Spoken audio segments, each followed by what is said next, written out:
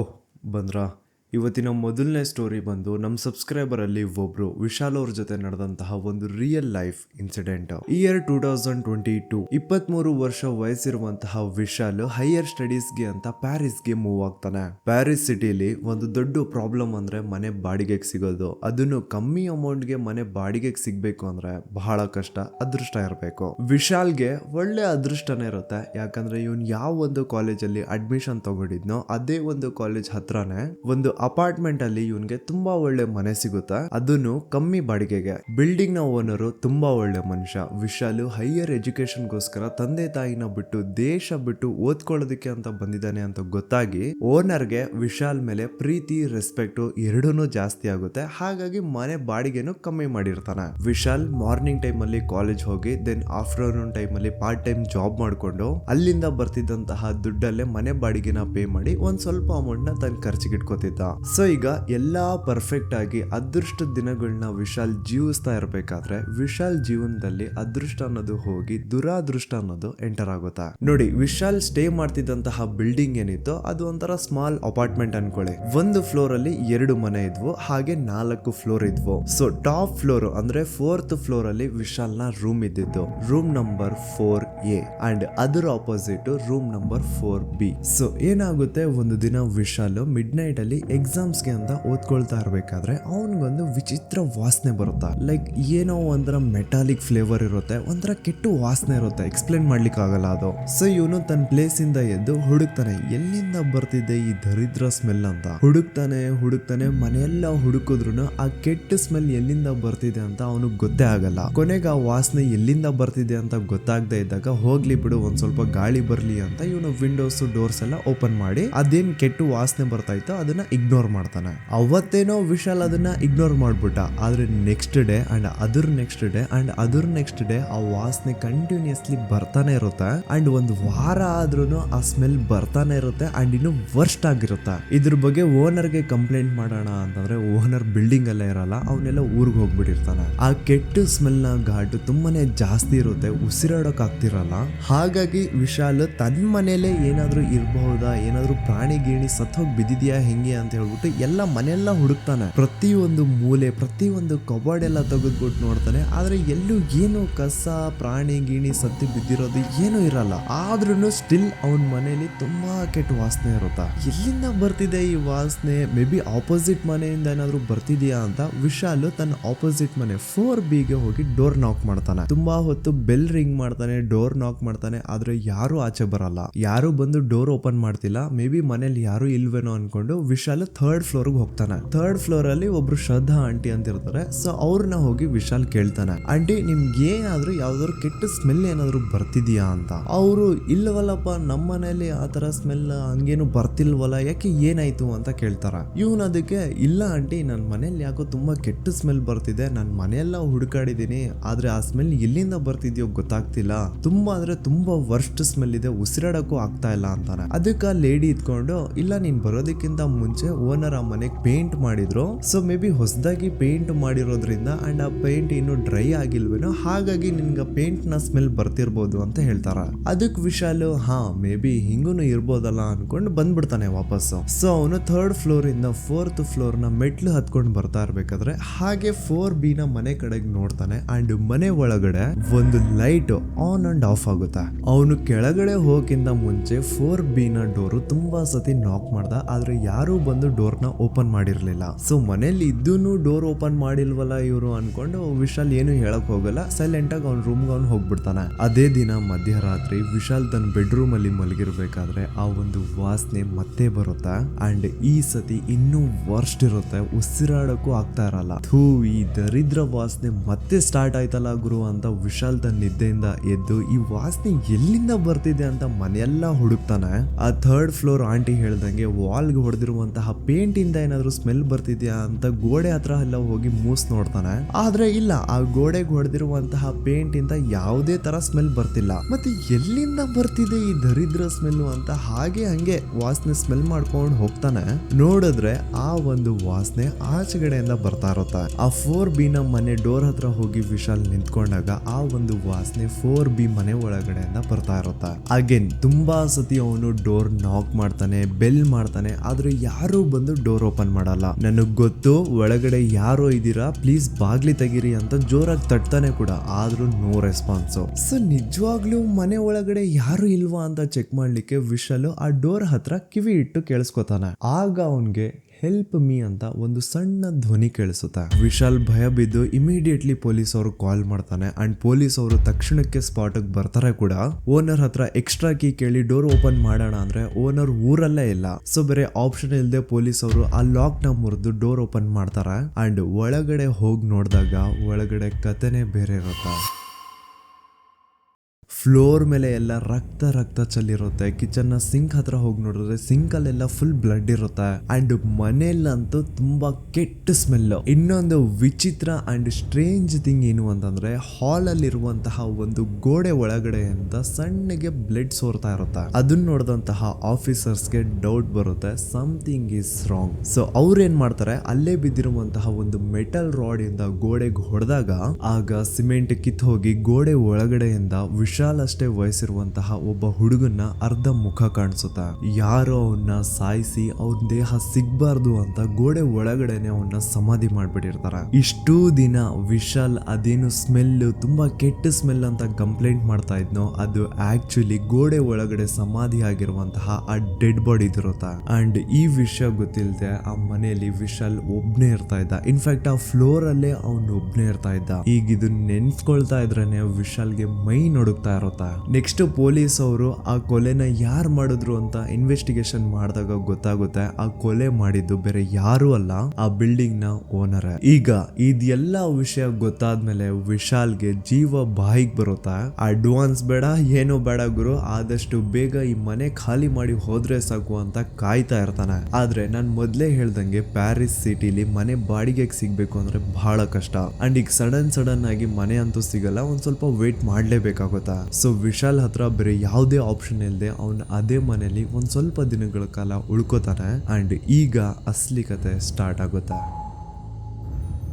ವಿಶಾಲ್ ಯಾವಾಗ್ಲೂ ಆ ಹುಡುಗ ಸತ್ ಹೋಗಿದ್ ಬಗ್ಗೆನೇ ಯೋಚನೆ ಮಾಡ್ಕೊಂಡಿದ್ದಕ್ಕೆ ಅವನ ಜೊತೆ ಈ ತರ ಆಯ್ತಾ ಇಲ್ಲ ನಿಜವಾಗ್ಲೂ ಅವನ ಜೊತೆ ಪ್ಯಾರಾನಾರ್ಮಲ್ ಆಕ್ಟಿವಿಟಿ ಆಯ್ತಾ ಅಂತ ಗೊತ್ತಾಗ್ತಿಲ್ಲ. ಲೈಕ್ ಬೆಳಿಗ್ಗೆ ಅವನು ಕಾಲೇಜ್ಗೆ ಹೋಗ್ಬೇಕಾದ್ರೆ ಒಂದು ಕಡೆ ಇಟ್ಟಿರುವಂತಹ ವಸ್ತುಗಳು ಅವನ ಕಾಲೇಜಿಂದ ಮತ್ತೆ ವಾಪಸ್ ಬಂದು ನೋಡಿದಾಗ ಅದು ಬೇರೆ ಕಡೆಗೆ ಮೂವ್ ಆಗ್ಬಿಟ್ಟಿರ್ತವೆ. ವಿಶಾಲ್ ರಾತ್ರಿ ಮಲಗಿರ್ಬೇಕಾದ್ರೆ ತುಂಬಾ ಕೆಟ್ಟ ಕನಸುಗಳು ಅವನಿಗೆ ಬೀಳೋದು, ಆ ಸತ್ತಿರೋ ಹುಡುಗನ ಅರ್ಧ ಮುಖ ಏನ್ ನೋಡಿರ್ತಾನಲ್ಲ ಅದೇ ಪದೇ ಕಣ್ ಮುಂದೆ ಬರೋದು, ಹಿಂಗೆಲ್ಲ ಆಗ್ತಿರುತ್ತ.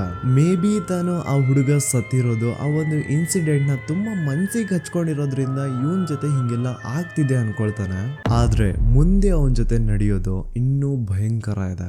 ಒಂದು ದಿನ ರಾತ್ರಿ ವಿಶಾಲ್ ತನ್ನ ಬೆಡ್ ಮೇಲೆ ಮಲಗಿರ್ಬೇಕಾದ್ರೆ ಅವನ್ಗೆ ಮನೆ ಒಳಗಡೆ ಯಾರೋ ಓಡಾಡ್ತಿದ್ದಾರೆ ಅನ್ನೋ ರೀತಿ ಸೌಂಡ್ಸ್ ಕೇಳಿಸುತ್ತೆ. ಫುಲ್ ಭಯದಲ್ಲಿ ವಿಶಾಲ್ ಏನೂ ರಿಯಾಕ್ಟ್ ಮಾಡದೆ ಬೆಡ್ ಶೀಟ್ ನ ಕಂಪ್ಲೀಟ್ ಕವರ್ ಮಾಡ್ಕೊಂಡು ಮಲಗ್ಬಿಡ್ತಾನೆ. ಸ್ವಲ್ಪ ಹೊತ್ತಾದ್ಮೇಲೆ ಆ ಸೌಂಡ್ಸ್ ಎಲ್ಲ ಕಮ್ಮಿ ಆಗುತ್ತೆ ಅಂಡ್ ವಿಶಾಲ್ ತನ್ನ ಪಾಡಕ್ ತಾನು ಮಲಗ್ಬಿಡ್ತಾನೆ. ಅಗೇನ್ ಮಧ್ಯರಾತ್ರಿ 3 ಗಂಟೆ ಹಾಗೆ ವಿಶಾಲ್ ಯಾವ ಒಂದು ಬೆಡ್ ಮೇಲೆ ಮಲಗಿರ್ತಾನೋ ಅದೇ ಬೆಡ್ ಪಕ್ಕದಲ್ಲಿರುವಂತಹ ಒಂದು ಗೋಡೆ ಒಳಗಡೆಯಿಂದ ಸ್ಲೈಟ್ ಆಗಿ ನಾಕ್ ಮಾಡ್ತಿರುವಂತಹ ಸೌಂಡ್ಸ್ ಕೇಳಿಸುತ್ತೆ.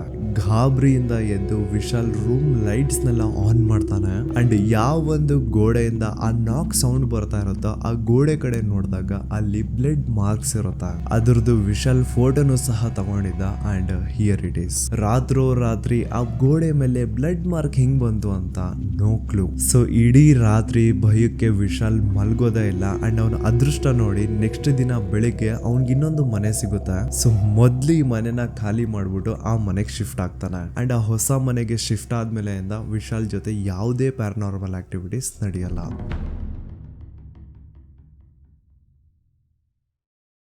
ನೆಕ್ಸ್ಟ್ ಸ್ಟೋರಿ ಬಂದು ನಮ್ಮ ಸಬ್ಸ್ಕ್ರೈಬರ್ ಅಲ್ಲಿ ಒಬ್ರು ಇರ್ಷಾದ್ ಅವ್ರ ಜೊತೆ ನಡೆದಂತಹ ಒಂದು ರಿಯಲ್ ಲೈಫ್ ಇನ್ಸಿಡೆಂಟ್. 27 ವರ್ಷ ವಯಸ್ಸಿರುವಂತಹ ಇರ್ಷಾದ್ ಬಂದು ಒಬ್ಬ ಸಿವಿಲ್ ಇಂಜಿನಿಯರ್. ಬ್ಯಾಕ್ ಇನ್ 2023 ಚಿಕ್ಕಮಂಗ್ಳೂರಲ್ಲಿ ಇವ್ರಿಗೊಂದು ಕನ್ಸ್ಟ್ರಕ್ಷನ್ ಪ್ರಾಜೆಕ್ಟ್ ಸಿಗುತ್ತಾ.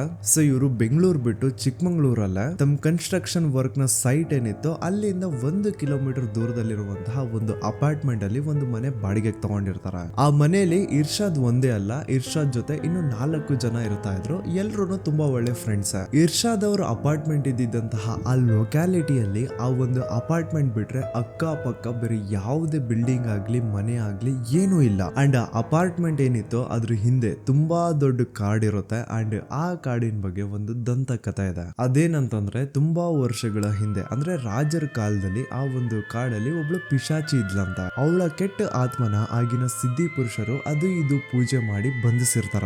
ಅಂಡ್ ಅದ್ರ ಜೊತೆಗೆ ಅದೇ ಒಂದು ಕಾಡಲ್ಲಿ ಒಂದು ಸಣ್ಣದಾಗಿ ಮಾರಮ್ಮನ ದೇವಸ್ಥಾನ ಸ್ಥಾಪನೆ ಮಾಡಿರ್ತಾರ. ಮಾರಮ್ಮ ಎಲ್ಲಾ ದುಷ್ಟಶಕ್ತಿಗಳಿಂದ ಈ ಕಾಡನ್ನ ಕಾಪಾಡ್ಲಿ ಅಂತ.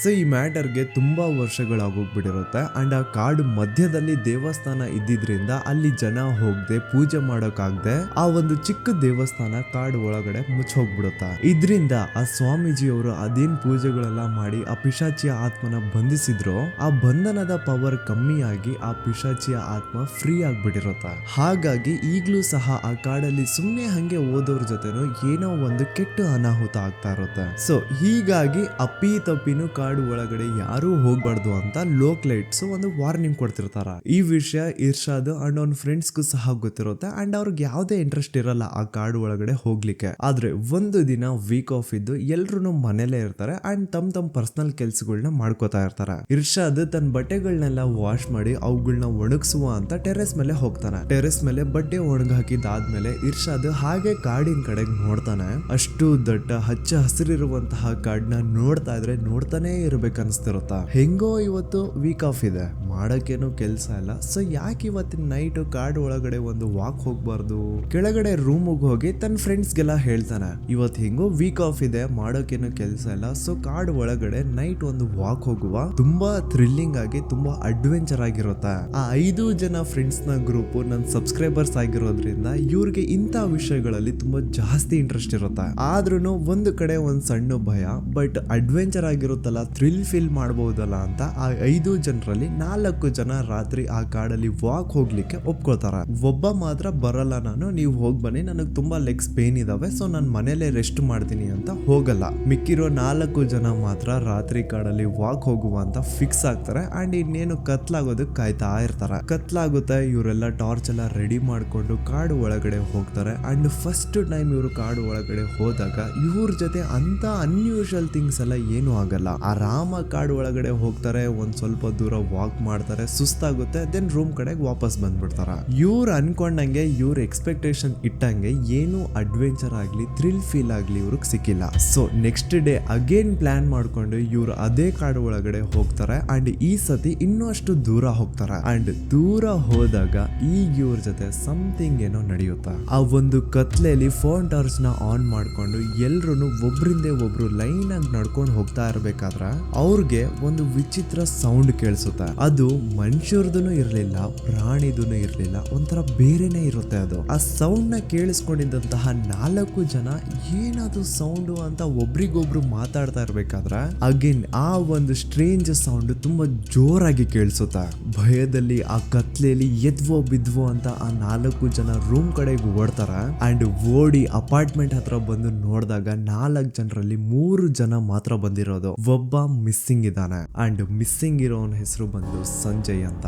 ಇವರು ಸುಮಾರು ಹೊತ್ತು ಸಂಜಯ್ಗೋಸ್ಕರ ವೇಟ್ ಮಾಡ್ತಾರೆ, ಆದ್ರೆ ಅವ್ನ್ ಬರಲ್ಲ. ಇವ್ರಿಗೆ ಏನ್ ಮಾಡ್ಬೇಕು ಅಂತ ಗೊತ್ತಾಗದೆ ಅಪಾರ್ಟ್ಮೆಂಟ್ ನ ಸೆಕ್ಯೂರಿಟಿ ಗಾರ್ಡ್ ಹತ್ರ ಹೋಗಿ ಹೆಲ್ಪ್ ಕೇಳ್ತಾರೆ. ಭಯ್ಯ, ನಮ್ ಫ್ರೆಂಡ್ ಒಬ್ಬ ಕಾಡು ಒಳಗಡೆ ಉಳ್ಕೊಬಿಟ್ಟಿದ್ದಾನೆ, ಅವನ್ನ ಹೋಗಿ ಕಾಪಾಡ್ಬೇಕು, ಬನ್ನಿ ಸ್ವಲ್ಪ ಹೆಲ್ಪ್ ಮಾಡಿ ಅಂತ ಕೇಳ್ಕೊತಾರೆ. ಆ ಸೆಕ್ಯೂರಿಟಿ ಗಾರ್ಡ್ ಮೊದ್ಲಂತೂ ಇವ್ರಿಗೆಲ್ಲ ತುಂಬಾ ಬೈತಾನೆ. ನಿಮ್ಗೆಲ್ಲ ಬುದ್ಧಿ ಇಲ್ವಾ, ಕತ್ತೆ ವಯಸ್ಸಾಗಿದೆ ಆದ್ರೂ ಗೊತ್ತಾಗಲ್ವಾ, ಕಾಡು ಒಳಗಡೆ ಹೋಗ್ಬೇಡಿ ಅಂದ್ರೂ ಅಲ್ಲೇ ಹೋಗಿದ್ದೀರಲ್ಲ, ನಿಮ್ಗೆಲ್ಲ ಬುದ್ಧಿ ಇಲ್ವಾ, ಅದು ಇದು ಅಂತ ಚೆನ್ನಾಗಿ ಬೈತಾನೆ. ಆದ್ರೂ ಪಾಪ ನಂತರ ಹೆಲ್ಪ್ ಮಾಡ್ಲಿಕ್ಕೆ ಒಪ್ಕೊಂಡು ಈ 4 ಜನ ಈಗ ಕಾಡು ಒಳಗಡೆ ಸಂಜಯ್ನ ಹುಡುಕ್ಲಿಕ್ಕೆ ಹೋಗ್ತಾರ.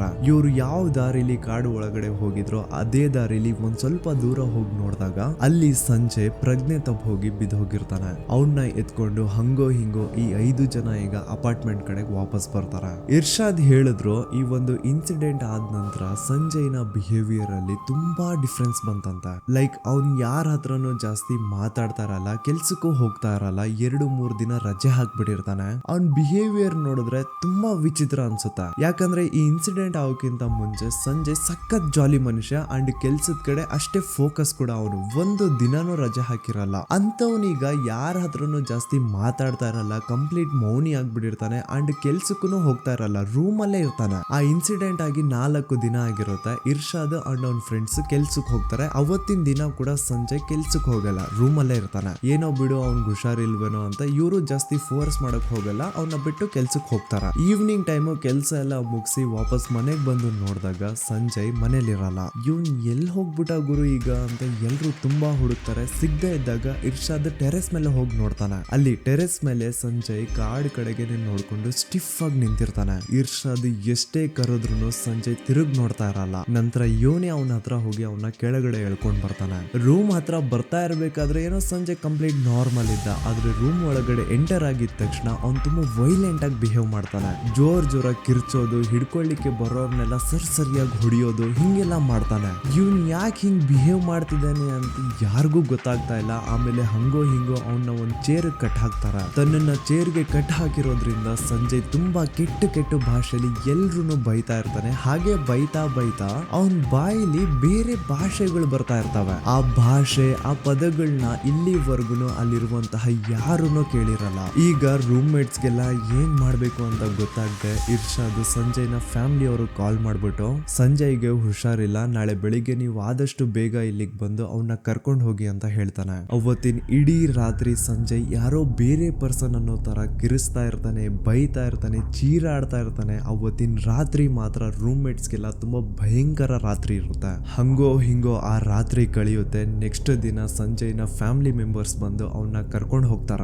ಇನ್ನೇನೋ ಕಾರ್ ಹತ್ತಿ ಒಳಗಡೆ ಹೋಗ್ಬೇಕು, ಅಷ್ಟರಲ್ಲಿ ಸಂಜಯ್ ಇರ್ಷಾದ್ ಕಡೆಗೆ ತಿರುಗ್ ನೋಡ್ಬಿಟ್ಟು ಒಂದು ಕ್ರೀಪಿ ಸ್ಮೈಲ್ ಕೊಡ್ತಾನೆ. ಅಂಡ್ ಅದೇ ಲಾಸ್ಟ್ ಇರ್ಷಾದ್ ಸಂಜಯ್ನ ನೋಡಿದ್ದು. ಅದಾದ್ಮೇಲೆ ಸಂಜಯ್ ಜೊತೆ ಏನಾಯ್ತೋ, ಅವ್ನ್ ಎಲ್ಲಿ ಹೋದ, ಸರಿ ಹೋದ್ನೋ ಇಲ್ವೋ ಅಂತ ಏನು ಸುಳಿವಿಲ್ಲ. ಈಗ್ಲೂ ಸಂಜಯ್ ಬಗ್ಗೆ ನೆನ್ಸ್ಕೊಂಡಾಗೆಲ್ಲ ಇರ್ಷಾದ್ಗೆ ಅವ್ನ್ ಕೊಟ್ಟಂತಹ ಆ ಲಾಸ್ಟ್ ಕ್ರೀಪಿ ಸ್ಮೈಲೇ ನೆನಪಾಗುತ್ತಂತ. Okay, I hope cult gang ಇವತ್ತಿನ ಈ 2 ಸ್ಟೋರೀಸು ನಿಮಗೆ ಸಖತ್ ಥ್ರಿಲ್ ಫೀಲಿಂಗ್ ಕೊಟ್ಟಿರ್ತಾವೆ. ಸೊ ನಿಮ್ ಜೊತೆನೂ ಯಾವ್ದಾದ್ರು ಈ ತರ ಪ್ಯಾರಾನಾರ್ಮಲ್ ಆಕ್ಟಿವಿಟಿ ನಡೆದಿದ್ರೆ ಇಲ್ಲಿ ಸ್ಕ್ರೀನ್ ಮೇಲೆ ಕಾಣಿಸ್ತಿರುವಂತಹ ಈ ಒಂದು ಇಮೇಲ್ ಐಡಿಗೆ ಕಳಿಸ್ಕೊಡಿ ಅಂಡ್ ಅದನ್ನ ನನ್ನ ಜೊತೆ ಶೇರ್ ಮಾಡ್ಕೊಳ್ಳಿ. ಇನ್ ಕೇಸ್ ನಿಮ್ ಸ್ಟೋರಿ ಏನಾದ್ರೂ ಥ್ರಿಲ್ಲಿಂಗ್ ಆಗಿದ್ರೆ ನಾನು ಡೆಫಿನೆಟ್ಲಿ ಅದ್ರ ಬಗ್ಗೆ ವಿಡಿಯೋ ಮಾಡ್ತೇನೆ. ಓಕೆ ದೆನ್ ವಿಡಿಯೋನ ಇಲ್ಲಿವರೆಗೂ ನೋಡಿದ್ರ ಅಂತಂದ್ರೆ ಡೆಫಿನೆಟ್ಲಿ ಈ ವಿಡಿಯೋ ನಿಮ್ಗೆ ಇಷ್ಟ ಆಗಿರುತ್ತೆ. ಸೊ ಪ್ಲೀಸ್ ಇದಕ್ಕೊಂದು ಲೈಕ್ ಕೊಡಿ ಅಂಡ್ ಯಾರೆಲ್ಲ ಚಾನಲ್ಗೆ ಹೊಸಬ್ರಾಗಿದ್ರೋ ಪ್ಲೀಸ್ ಆ ರೆಡ್ ಕಲರ್ ಸಬ್ಸ್ಕ್ರೈಬ್ ಬಟನ್ ಮೇಲೆ ಕ್ಲಿಕ್ ಮಾಡಿ ನಮ್ ಕಲ್ಟ್ ಗ್ಯಾಂಗ್ ನ ಜಾಯಿನ್ ಮಾಡ್ಕೊಳ್ಳಿ. ಓಕೆ ದೆನ್ ನಾನ್ ಸಿಗ್ತೀನಿ ಇದೇ ರೀತಿಯ ಒಂದು ನೆಕ್ಸ್ಟ್ ಥ್ರಿಲ್ಲಿಂಗ್ ವಿಡಿಯೋ ಜೊತೆ. Till then Sameer MD signing of.